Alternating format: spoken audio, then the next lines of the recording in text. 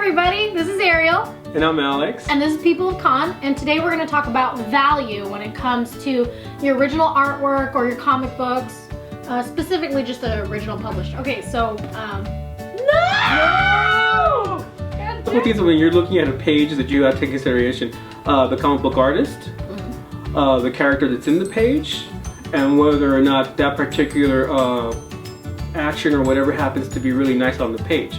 Right now I have, which is probably the most expensive page that I own, it's a Jim Lee page with the Punisher. I bought this a couple years ago and it was 125 bucks when I bought it, which was kind of expensive for me at the time. Now, this page can go anywhere from, I guess, $1,000 to $2,000 depending on who wants to buy it, because Jim Lee is a very, very hot artist. And now, you got him to sign it.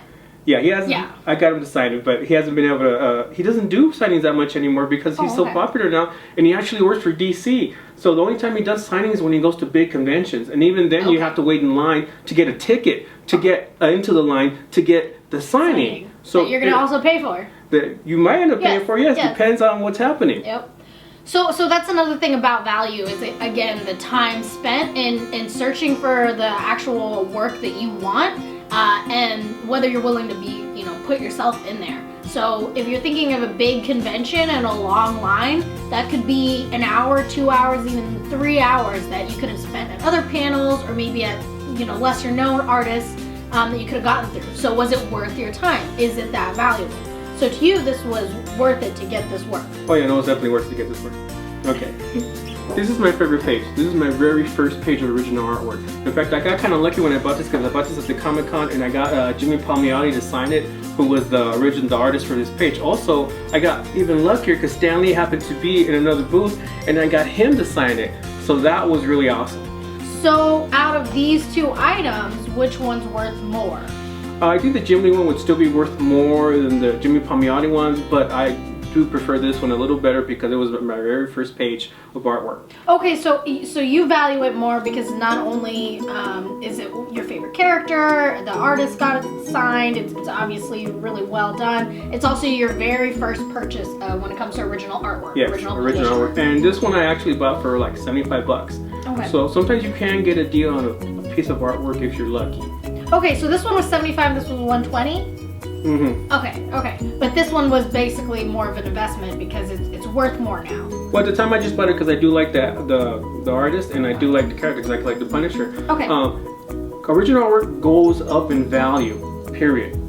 Just always? Always goes up. It might not go as much as you want it to go up, but depending on who did the artwork and what it's about, it'll go up in value. Almost all artwork goes up in value. Almost all of it. It might not go up as much as you think it should go up, but it goes up in value. Okay. Just to value, the other thing that you have to actually understand is not only are you putting time and money into purchasing the piece, but just because, like for this particular item, it's worth a lot now, it's worth a lot in the sense if someone actually puts the money to buy it off of Alex.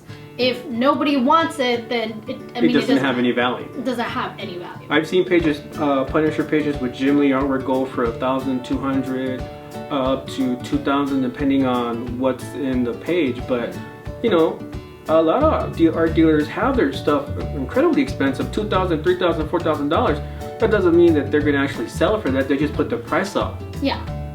And then you'll notice price going up when the characters are being released in new TV shows or new movies. Right, exactly. Like Deadpool right now, anything that has Deadpool on it, original artwork for Deadpool or anything like that is going up. Every time that they have a movie that comes out with some comic book character, the value always goes up. That doesn't necessarily mean that it's worth that value. It just they're trying to get more for it because it's popular. Yeah, and again, are you willing to put that money? Is it worth that much to you? And do you have the means and the funds to spend that much? Like, do you actually allocate certain money to be able to buy the things that you love? Oh yeah. Yeah. I save up all year long, so when I go to the Comic Con or when I go to the WonderCon or any convention where there's going to be a lot of artists, I save up my money to be able to buy the original artwork. The one thing about original artwork is it's not going to be there the next time you come around. If you go to the artist and you see that one page and you're like, oh, I'll come back, it might be gone when you come back. I've done that where I went back and I said, okay, I'm gonna buy this page, and I thought about it and I walked back 10 minutes and it was gone. So what you want to do is you want to try to save up your money as much as you can to try to get that page that you want.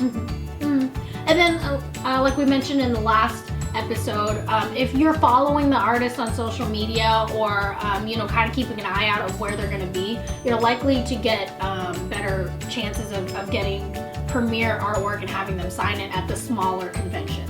Mm-hmm. Sometimes they have their own websites where you can go to their website and they'll sell you the comic book page directly from their website. Would you say that that's a better investment, getting it directly from them than a dealer?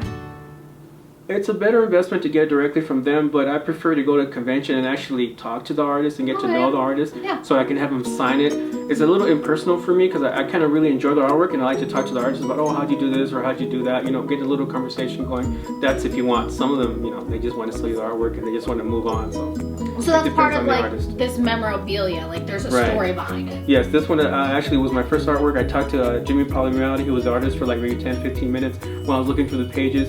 He actually, I think he had this one for like $100 and he gave it to me for $75, which was awesome for me because at the time all I really had was like $80.